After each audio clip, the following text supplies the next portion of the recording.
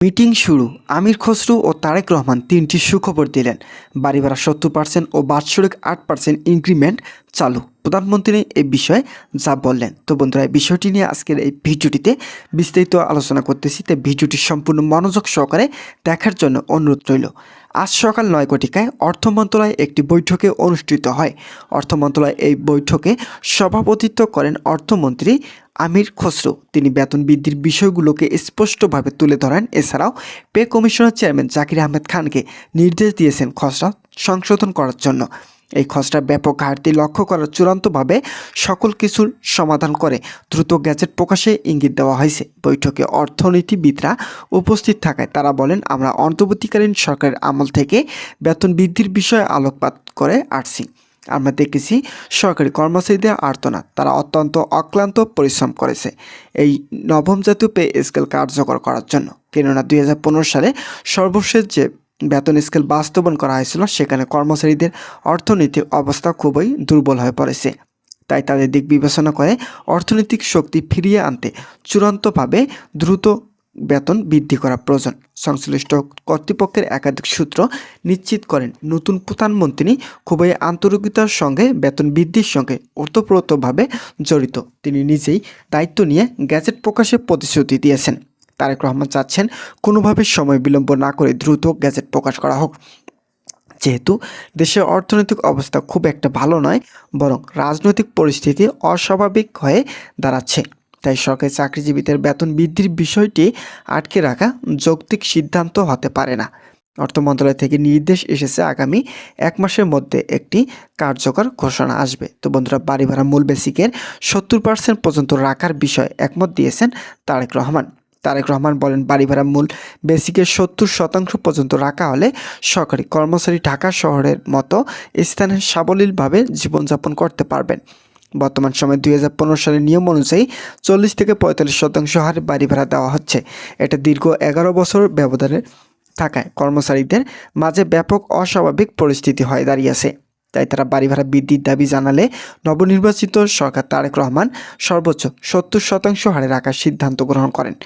কিন্তু এখানে 2 ভাগে ভাগ করে বাড়ি ভাড়া রাখার সিদ্ধান্ত নেওয়া হয়। যারা শহর অঞ্চলে চাকরিজীবী আছেন তাদের জন্য 70% হারে বাড়ি ভাড়া বহাল থাকবে।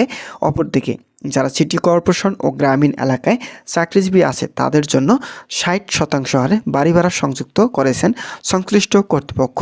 এই দুটি সিদ্ধান্তে 2 ভাগে কার্যকর করার মাধ্যমে সরকারি চাকরিজীবীদের বাড়ি ভাড়ার চাহিদা মেটানো সম্ভব হয়েছে। তো বন্ধুরা, ভিডিওটি এখন পর্যন্ত এসেও যারা যারা আমাদের এই চ্যানেলে নতুন সদস্য রয়েছেন তাদেরকে চ্যানেলটি সাবস্ক্রাইব করে পাশে থাকা বেল আইকনটি অল করে দেওয়ার জন্য অনুরোধ রইল।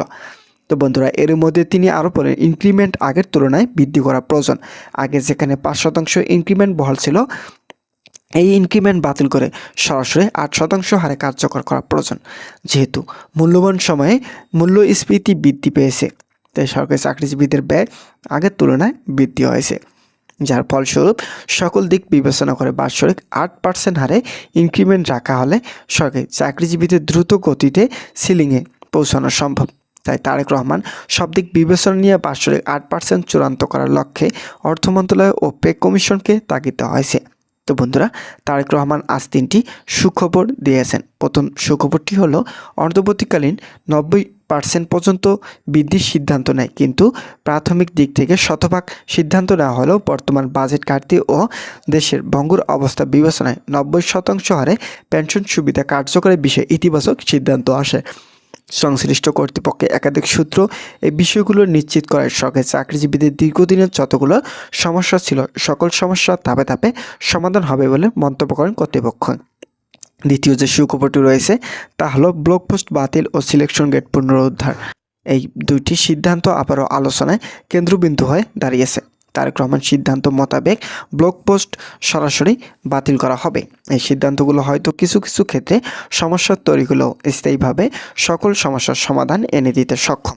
এছাড়াও 2015 সালে 8ম বেতন স্কেলে সিলেকশন গেট ও টাইম স্কেল চালু ছিল, কিন্তু এই 2টি বন্ধ করে দেওয়ায় সরকারি কর্মচারীদের অর্থনৈতিক অবস্থা কিছুটা দুর্বল হয়ে পড়ে। তাই তাদের অর্থনৈতিক অবস্থা সবল রাখতেই এই 2টি ভাতা পুনরাবৃত্তি ও চিরতরে বাতিল করা প্রয়োজন। তৃতীয় নম্বর সুখবরটি হলো, চিকিৎসা ভাতা ও শিক্ষা ভাতা পূর্ণাঙ্গ বেতন স্কেলের মাধ্যমে বাস্তবায়ন করা হচ্ছে। প্রাথমিকভাবে চিকিৎসা ভাতা বা বৃদ্ধি করা হলে শিক্ষা ভাতা ধাপে ধাপে বাস্তবায়ন করা হবে। বর্তমান সময়ে আর্থিক অবস্থা দুর্বল থাকায় একযোগে এই ভাতা কার্যকর করা সম্ভব নয়, যার ফলস্বরূপ ধাপে ধাপে কার্যকর করার প্রতিশ্রুতি দেয় তারেক রহমান। তবে সর্বোচ্চ 2 ধাপের মাধ্যমে এগুলো কার্যকর করা হবে। তো বন্ধুরা, আজকের এই ভিডিওটি এই পর্যন্তই ছিল। আশা করছি আজকের এই ভিডিওটি থেকে অনেক উপকৃত পেয়েছেন।